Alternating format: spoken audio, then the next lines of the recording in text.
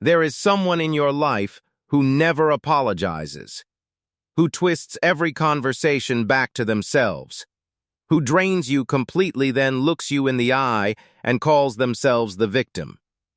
You are not imagining it. Psychology has a name for exactly what they are doing. And tonight, we go inside their mind. 2,000 years before psychology existed as a science, the ancient Greeks already understood this personality. They encoded it into a myth. His name was Narcissus, beautiful beyond reason, cold beyond measure. He walked through the world rejecting everyone who offered him love, including a girl named Echo, who loved him so completely that when he turned her away, she literally faded from existence. Nothing remained of her but a voice. Then one day, Narcissus knelt beside a still river. He saw his own reflection staring back, and something in his mind broke open. He fell in love. Not with a person, with an image, with himself. He could not leave. He could not touch what he saw. And consumed by a love that could never be returned even by himself, he died there. Alone. At the water's edge. A flower grew where he fell. We named it after him. And we are still naming people after him today. Narcissism is not an insult. It is a clinically defined psychological construct, studied, measured, and classified by researchers across the world. At its core, an inflated, grandiose self-image, a mind that genuinely, not arrogantly, genuinely believes it is more attractive, more intelligent, and more important than every other mind around it. And that belief is not a performance. It is how they actually experience reality. That is what makes it so difficult to argue with. You are not fighting their ego. You are fighting their entire perception of the world. Most people picture a narcissist as someone loud, domineering. The person who fills every room with themselves. That exists. Psychologists call it grandiose narcissism. But there is a second type, quieter, colder, and in many ways far more dangerous. Vulnerable narcissism. This one does not demand attention. It waits. It watches. It collects every slight, every perceived disrespect and stores it. And when it finally responds, the reaction is completely disproportionate to whatever triggered it. You never see it coming. Because this type never looked like a threat. This is the part that does not get discussed enough. The narcissist is not the one who suffers most.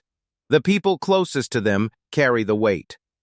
A narcissistic partner understands love only as a transaction they give when it benefits them, and withdraw the moment it does not. A narcissistic leader makes decisions that serve their legacy, not the people they are supposed to protect. And when you challenge them, when you hold a mirror up to what they actually are, the mask does not just slip, it shatters. And what is underneath is not vulnerability. It is rage. Calculated.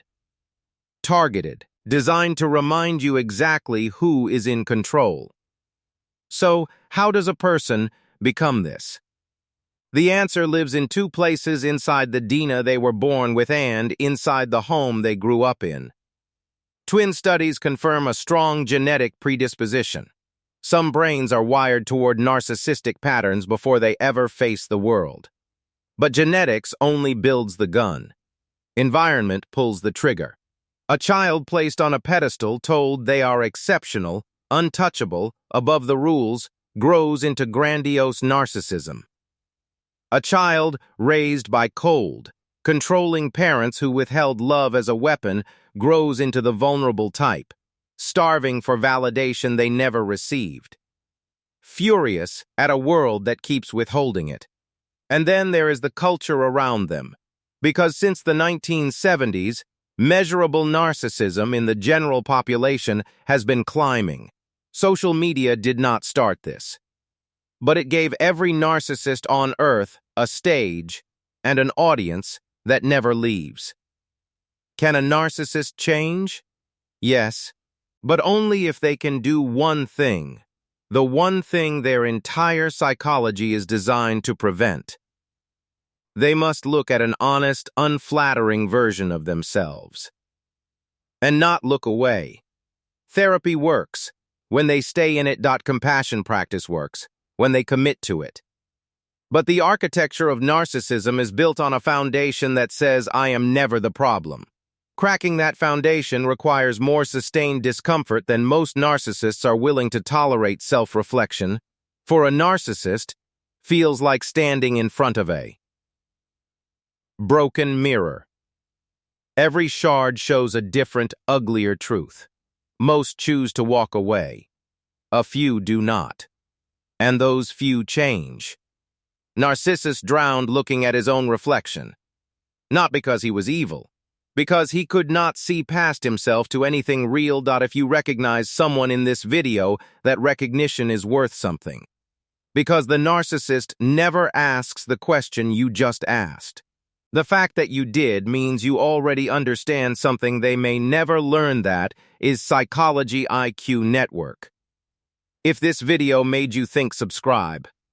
Because the human mind is the most complex thing in the known universe. And we are just getting started.